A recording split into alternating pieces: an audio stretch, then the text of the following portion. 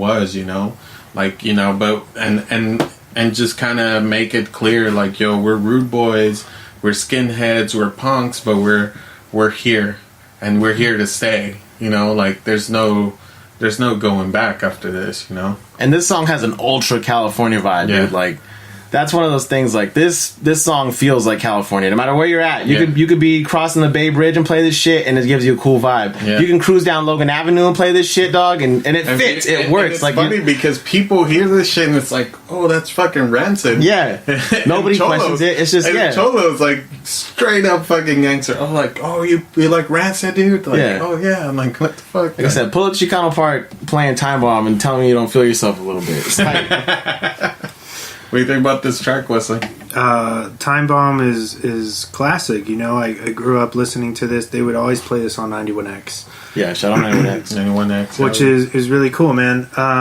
You know, like I said, ska wasn't cool around this time when it came out, and being such a big fan and an advocate for this genre, a protector of it, I love that they took a chance, you know, and they did not only just the song, but this record has a huge ska influence. Yeah. And I love that they really, this is kind of going back to their roots of Op Ivy.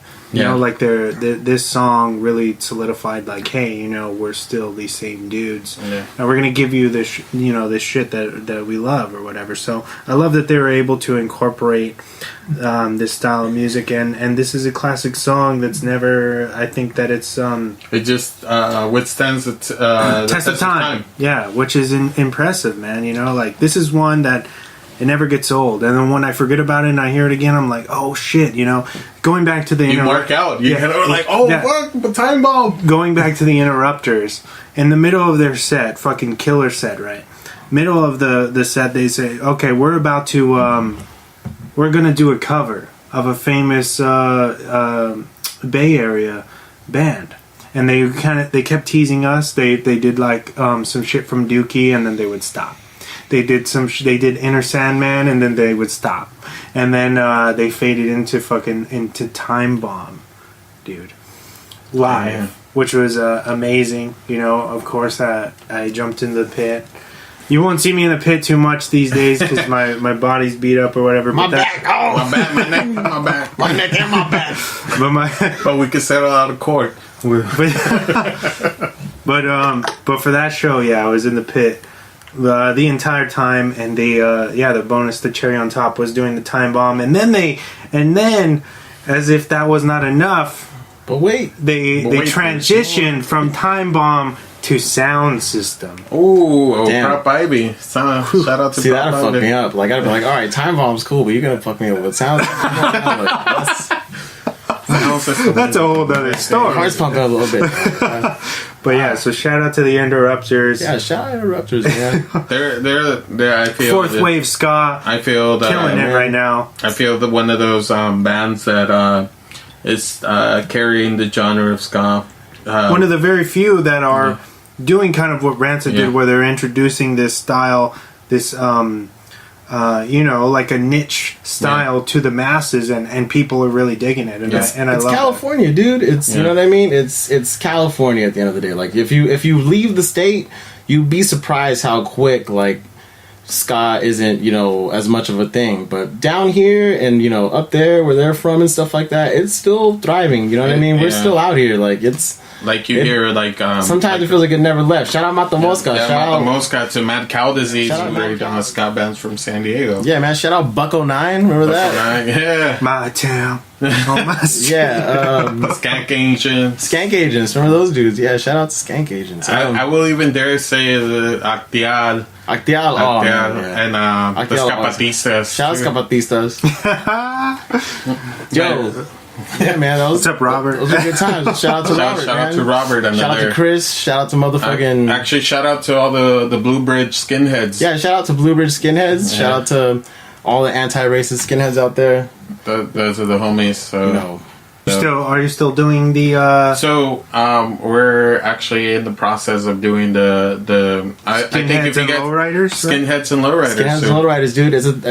It's a cool idea and it's a cool thought because, like I was saying earlier, you know what I mean. There's a connect where the skinhead culture. It originates in Jamaica and in the UK and whatever else, but it's gone global now, and it's to the point where. You see skinheads in Japan, China, and India, exactly, and in the eastern parts of Europe, and down in Mexico, even down to Argentina, to Venezuela, and all these other countries. So it's just not exclusive anymore. It's worldwide, and a lot of people are very ignorant to the skinhead movement because a lot of people. Because these boneheads, these fucking Nazis adopted this shit from these fucking what we call trads and sharps and stuff, and unfortunately, that's become what skinhead is associated with. Solely. They're like, oh, you must be a racist, and that sucks or whatever. But like my man over here, he's like constantly fighting that stereotype every day. So shout out to you, dude. Thank you for bringing for reviving this skinhead movement. That was slowly dying when we were growing up, but kind of gave movement with you guys, with Robert, with when we were other skinheads. When we were young, you could go to a bigger show, and you would see a lot of like skinhead guys out there, and they'd be down to fight people and stuff like that. Yeah. But when we would do like smaller shows, like stuff that we were doing in the backyards, like it kind of just didn't draw the same crowd, so like people wouldn't come out for it. And eventually, me. And Robert and a couple of the people that we were with were kind of like there needs to be somebody out here. Even Brad. Brad wasn't a skinhead, but he was he was always there, and he was always a part of it, and he was always in that spirit of like I said, just anti-racism, dude. It's not really a political stance as much as it is just a morality thing. Like I can't, I'm too fucking dark skinned to front like I'm down with any fucking Proud Boys or dumb shit like that. So, but it's a thing, man. We're out here and we're I want to try to make sense of it a little bit more. This region of the country is where we're from and where we're at. I'm a skinhead, but I'm also from Logan Heights. You know what I mean? Like border town, dude. Like this is our culture. Lowriders and Chicano culture is who we are. I grew up under the bridge, dog. But I'm also I this person. I'm also a fucking skinhead. I'm also a fucking rude boy. That's who I identify as. But I could never deny where I came from. And that's what's crazy. That's what's good about the Blue Bridge skinheads that kind of also go on patrol in Barrio Logan a lot. With, man. I'm always out there. Boys coming out there and trying to vandalize. But to disrespect the the war memorial that's across the street. For our friend, veterans, for our veteran friend. I don't know if you remember Jenny from Memorial. She fucking died for this country, bro. And that's something that doesn't get said enough over there. There is an American flag there, and it's for her. And the fact that people don't even respect that because she's fucking brown, like that's some bullshit, dude. So you'll find me out there, protecting that. Yeah, they fought for. Especially her, because if that's not an American, what the fuck is an American? You know what I mean? It hits home because we did go to school with this girl, and she died in active duty, and that kind of sucks, dude. With stuff like that. But shout out to my man Shamron too. I don't know if you remember Shamron. Sham Black. Sham Black is a fucking weathered war vet, Memorial Eagle. Yeah. He the fuck is out here. Which you can catch him at Border X. Yeah, that's my man's right there. I fuck with him. Sham Black. Don't think I ever forgot the demo, son. Next track. We do the next track. All right, real quick. I believe Vic played was the organ or the keyboard on Time Bomb from Slackers. Yeah, from So and they right after this they signed to Hellcat. So shout out to Slackers. Slackers, I fucking love them. Man, Slackers are amazing. Underrated fucking punk. I mean, they were just here back in December. I was throwing up eggnog. We ran into each other. Yeah, that's probably the last time we saw each other. Yeah, man, that was tight. That was a good one.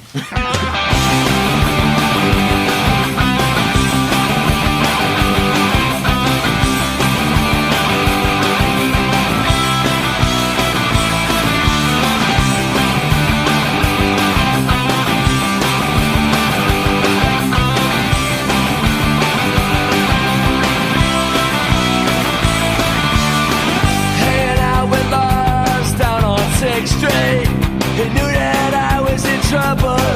I was feeling much like the devil. There was something burning deep inside of me. Ran into the Puerto Ricans. These girls took us to the fun house where we played a lonely pinball machine. Hanging on the corner, 152nd and Broadway.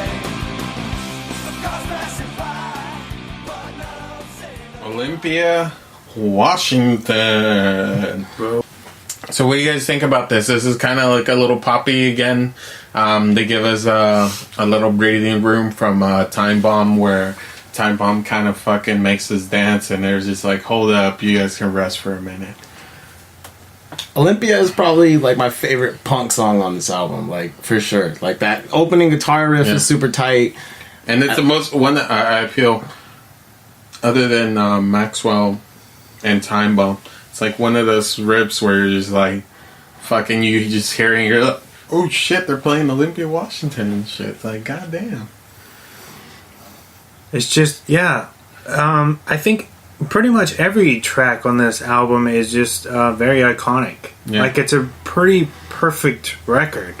You know what I mean? Even the order that all these songs are put in, I really respect it. Shout out to the engineer that fucking made this album, because he well paced the whole album. I'm telling you, man, I got it on vinyl at home. It's a real It's a real nice listen when you do it front to back, like, and just have like a good like hour to fucking play it. Yeah, it's great, dude. And this song it's fucking tight. I don't know if you guys ever heard the NoFX cover of this one? Remember the old Split? Yeah. Yeah, I have. The NoFX cover of this one is almost better than this one. Like, it's just there. It's a little disrespectful to this one to say that it's better, but it's definitely right there. The way, because NoFX picks up the tempo a little bit, and it's kind of cutting out the bullshit, and a little bit more Fat Mike just being a jerk on it. Like, but just that vibe is good. Like, but then again, when Rancid does Bob, oh my god, that feels like a Rancid. Like, it should have been a Rancid song. Like, it should have been Rancid. Yeah, exactly. Like, fuck that trumpet. I'm just trying to hear Tim and fucking Lars scratch out that fucking song. And it's funny, a lot of people think it's a regular Rancid song, but it's a NoFX song. And it's super hilarious. That Split is just altogether great, man. Yeah. I mean, you know, they should do that a lot more often, where bands kind of play each other, collab with each other, and do their own versions of the songs. It's weirdly hard to find those songs too. Like, I remember when we were kids, there used to be a Sam Goody in downtown. Yeah. And I remember like seeing that album a bunch and kind of just being like a jaded punk kid at the time. Like, whatever, man, I'm not gonna fucking buy this. And like, now I'm like, I wish I could fucking find that copy, dude, because like you can't find it anymore, and like it's not on Spotify. I've looked, it's not on Apple Music. You literally have to go like on YouTube. That's the only fucking place I can find it. So I'm sitting there in my fucking living room playing it on the TV only. Like, that's the only time I can hear it. But it's tight. It's kind of cool. And shout outs to YouTube, man, for allowing some of these stuff that are usually not on big just a way to share music, you know? Yeah, because they're not on big platforms, and fucking SoundCloud too, because they're not on big platforms, but you know what, they're being shared and they're being listened to and stuff like that. It's funny because I just recorded I don't know if you remember, I don't think you remembered, but I used to go trade tapes with older guys at fucking Sam Goody pro wrestling tapes and shit. Yeah. And it's funny because I would take anybody with me, and then they were just like, what the fuck are you doing? Like, fucking talking to 30-year-olds online about pro wrestling and shit. But I remember you recording those tapes. Yeah. I'd walk in and like it'd be like fucking Ric Flair versus some wild 7-foot motherfucker, the fucking Iron Sheik. WrestleMania 85, like, I would be like, what are you doing in your room? It's just like, no shit. It sounded like porn, but it wasn't. I got something recorded, we'll go out to the living room. It was tight. But let's move to the next track, my dude.